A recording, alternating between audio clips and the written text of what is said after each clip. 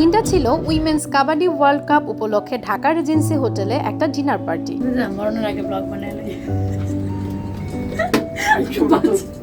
বাসি আর মরি জানি না। এই যে মরে যাওয়ার কথা বলছি, কেন বলছি জানেন? কারণ এর আগের দিনই হয়েছিল ভয়ঙ্কর সেই ভূমিকম্প, যেই ভূমিকম্পে পুরো বাংলাদেশ কেঁপে উঠেছিল, যেই ভূমিকম্পে সবার মনে আতঙ্ক জেগে উঠেছিল। সেই ভূমিকম্পের পরদিনই সন্ধ্যাবেলা আমাদের এই ডিনার পার্টিটা ছিল। আমি যখনই পার্টিতে যাওয়ার জন্য রেডি হচ্ছিলাম, ঠিক সেই সময়ও আরেকবার ভূমিকম্প হয়েছিল। তো সবকিছু মিলিয়ে আসলে খুব ট্রমাটাইজড হয়ে গিয়েছিলাম। তাই যখন ঘুরতে যাচ্ছিলাম তখনও ভাবছিলাম যে মরে গেলে মরে যাবো, মরে যাওয়ার আগে একটা ব্লগ বানিয়ে নিই। এনিওয়েজ, এবার আসি মূল কথায়। আমরা আসলে সেখানে গিয়েছিলাম বাবা, মানে আমার শ্বশুর মশাইয়ের ফ্যামিলি মেম্বার হয়ে, আমন্ত্রিত গেস্ট হিসেবে। অনেকেই হয়তো জানেন বাবা হচ্ছে বাংলাদেশ ন্যাশনাল কাবাডি টিমের coach, and we are really proud of him. Women's kabaddi world cup Bangladesh 2025 যেটা আয়োজন করা হয়েছিল বাংলাদেশেই, তো সেই খেলাতে 14টা দেশ থেকে সব মেয়েরা পার্টিসিপেট করেছিল। প্রতিটা টিমে 15 জন টিম মেম্বার থাকে, 12 জন প্লেয়ার, এছাড়াও কোচ, ম্যানেজার, সেক্রেটারি, প্রেসিডেন্ট সহ আরো টিম মেম্বাররাও থাকে। সবাইকে নিয়েই এই ডিনার পার্টির আয়োজন করা হয়। কনসার্ট হচ্ছে।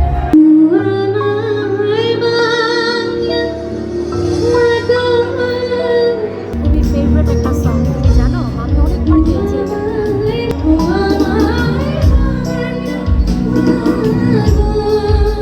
আমরা যাওয়ার কিছুক্ষণ পরেই কনসার্ট শুরু হয়ে যায়, আর এই মেয়েটা সব আমার পছন্দের গানগুলো গাইছিল একের পর এক।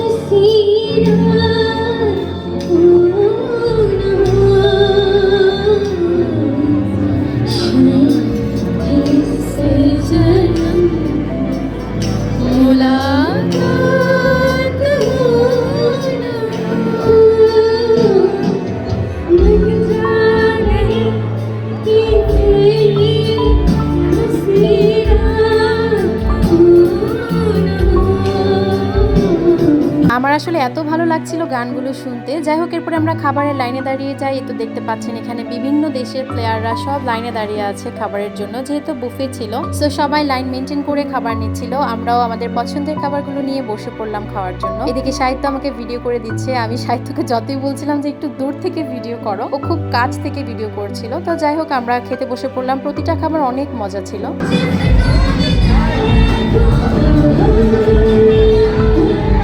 আমরা ডিনার শেষ করে এসেই দেখি ধুম নাচানাচি হচ্ছে। তা আমি দাঁড়িয়ে দাঁড়িয়ে নাচ দেখছিলাম, আমার খুব ভালো লাগছিল নাচ দেখতে। দুঃখের বিষয় কি জানেন, এই যে আঙ্কেলটা হেঁটে যাচ্ছে উনি হচ্ছে মনির আঙ্কেল, বাবার সবচেয়ে পছন্দের মানুষ ছিল, বাবার বন্ধু ছিল, যিনি কিনা মারা গেছে কিছুদিন আগে। আমরা সবাই নিউজটা শুনে খুব শকড হয়ে গিয়েছিলাম। সৃষ্টিকর্তা আঙ্কেলকে জান্নাতবাসী করুক।